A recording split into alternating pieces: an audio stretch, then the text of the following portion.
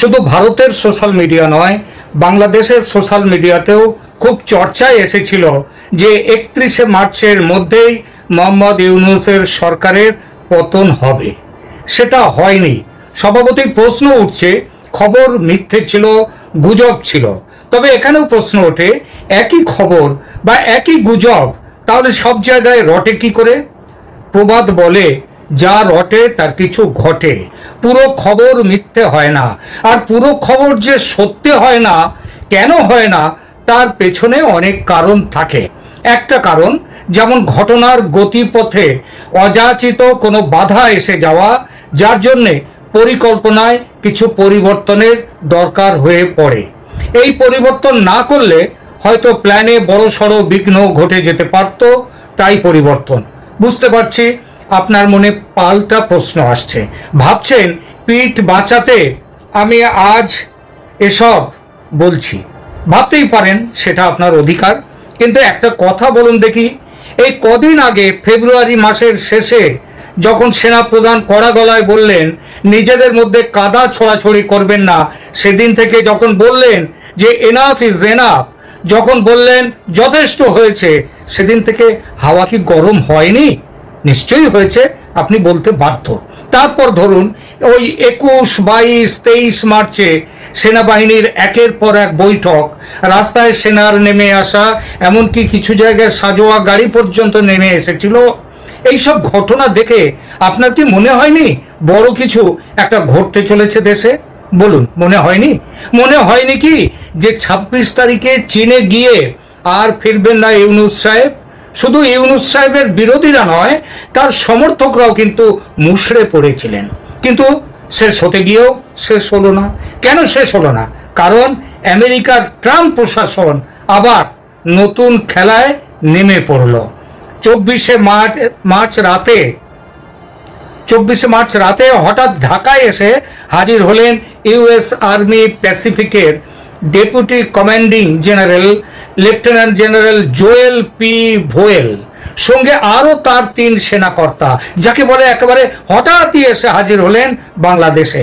এই সফরের খবর ভারতের কাছেও কিন্তু ছিল না। অর্থাৎ ভারতকে অন্ধকারে রেখে তাদের ওই সফর। নয়াদিল্লির সাউথ ব্লক আজ 5 দিন হয়ে গেল মার্কিন কর্তাদের সফর নিয়ে একদম চুপ। স্বভাবতই আমাদের ধারণা ছিল ভারতকে জানিয়ে তবে এসেছে ওই মার্কিন সেনাকর্তারা, তাই ভারত কিছু বলছে না। কারণ ভারত আর আমেরিকা এখন এক তালে একসাথে পা মেলছে। এখন বুঝেছি, আমরা বুঝতে পারছি আসল ব্যাপার সেটা নয়। সাউথ ব্লক সূত্র থেকে গতকাল 31শে মার্চে জানতে পেরেছি আমেরিকার সেনা কর্তাদের সফরের আসল কারণ। ট্রাম্প সাহেব জাতিসংঘে ফান্ড বন্ধ করার হুমকি দেয়াতে জাতিসংঘের মহাসচিব অ্যান্থনিও গুতেরেসের মাথায় হাত। তিনি যোগাযোগ শুরু করে দিয়েছেন মার্কিন প্রশাসনের মাথাদের সঙ্গে। আর কিছু না হোক, অন্তত টাকাটা রোহিঙ্গাদের অর্থ সাহায্য যেন আমেরিকা বন্ধ না করে। অমনি ট্রাম্প সাহেব নতুন ফন্দি আঁটলেন। গুতেরেসকে প্রস্তাব দিলেন ইউনূসকে বলে কয়ে বাংলাদেশের ভেতর থেকে মিয়ানমার পর্যন্ত একটা হিউম্যানিটারিয়ান করিডর দেওয়ার প্রস্তাবে রাজি হতে। সামনে থাকলো রোহিঙ্গাদের পুনর্বাসনের সেই যে গাধার সামনে গাজরের টোপের মতো সেই টোপ, রোহিঙ্গাদের পুনর্বাসন করা হবে আরাকানে। হ্যাঁ, তো এই যে ব্যাপারটা এর পেছনে আরো একটা কারণ আছে। ওই হিউম্যানিটারিয়ান যে করিডর দেওয়ার, এই করিডর দেওয়ার বড় কারণ একটা, যে এই অঞ্চলে মার্কিন ঘাঁটি, সেনা ঘাঁটি তৈরি করার একটা পুরনো প্রকল্প আছে আমেরিকার হাতে। এবং এখানে সেটা করলে চীনের উপর নজর রাখা যাবে।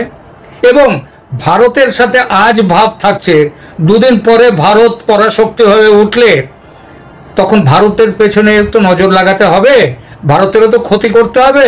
সুতরাং আমেরিকার পুরনো প্ল্যান ভারতের 7 সিস্টার্সের ওই ত্রিপুরা, মিজোরাম, মণিপুর এই সবগুলো ভেঙে সঙ্গে মিয়ানমারের ওই চীন রাজ্য যেটা আছে সেইটা, বাংলাদেশের পূর্ব দক্ষিণের কিছু রাজ্য, এইগুলো নিয়ে একটা সেই পুরনো খ্রিস্টান রাজ্য গঠন করা, এই বাংলাদেশের এলাকাও তার সঙ্গে থাকবে, সেইটা গঠন করা হচ্ছে আমেরিকার পুরনো প্ল্যান। সঙ্গে সেন্ট মার্টিন দ্বীপে নৌঘাঁটি তৈরির সেই ব্যাপারটা তো আছেই। মার্কিন সেনাকর্তারা ঢাকায় এসে আর কারোর সঙ্গে বৈঠক করেননি, করেছেন সেনাপ্রধান ওয়াকারুজ্জামানের সঙ্গে। তাকে ব্ল্যাকমেল করেছেন জুলাই অভ্যুত্থানে তিনিও যে শেখ হাসিনা সরকারকে উচ্ছেদের ভূমিকায় অন্যতম অংশীদার ছিলেন, এবং সেটা হয়তো কিছু অর্থের বিনিময়ে কিনা সেটা পরিষ্কার নয়, তবে এই সব ব্যাপারে প্রমাণ প্রামাণ্য নথি আছে আমেরিকার হাতে, এবং সেই নথিগুলো একবার তুলে দেখিয়েছেন ওয়াকারুজ্জামানকে। ব্যাস, ওয়াকারুজ্জামান ভয় পেয়ে গেলেন, চুপসে গেলেন। আর সেই চুপসে যাওয়া নিয়ে ভারত তাকে সন্দেহ করলো। ভারত ভাবলো যে তিনি হঠাৎ কেন আবার এইরকম শুয়ে পড়লেন বা নীরব হয়ে গেলেন, এবং এ ব্যাপারে প্রশ্ন তুলল ভারত, তার কিছু ভূমিকা আছে কিনা অন্যরকম।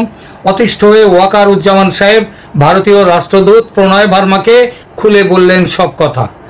কেন এসেছিল আমেরিকার সেনাকর্তারা, কি প্রস্তাব দিয়েছে, সব কিছু তিনি বললেন। আগামী দিনে কি করতে যাচ্ছে আমেরিকা, বাংলাদেশ, আরাকান, এইগুলো জুড়ে নিয়ে, সেগুলো তিনি বললেন। এই শুনে সঙ্গে সঙ্গে আমাদের প্রণয় ভার্মা রাষ্ট্রদূত তিনি উড়ে এলেন ভারতে, পররাষ্ট্রমন্ত্রী জয়শঙ্করকে জানালেন সব কথা। তারপর জয়শঙ্করেরই নির্দেশে চলে গেলেন সেনাপ্রধান উপেন্দ্র দ্বিবেদীর কাছে।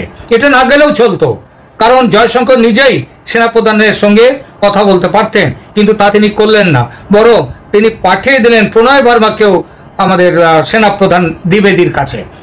এই যাওয়া, এর খবর তো আমেরিকাও পাবে, খুব স্বাভাবিক। আমেরিকাকে একটা বার্তা দেওয়া হলো যে মিস্টার ট্রাম্প সাহেব, আপনার সব কথা কিন্তু, আপনার প্ল্যান প্রোগ্রাম সব আমরা জেনে গেছি। আপনি ট্যারিফ নিয়ে কি করছেন, অর্থাৎ শুল্ক নিয়ে কি করছেন, তাও আমরা বুঝেছি। আর আমরাও কিন্তু সেই মতো তৈরি হয়ে আছি।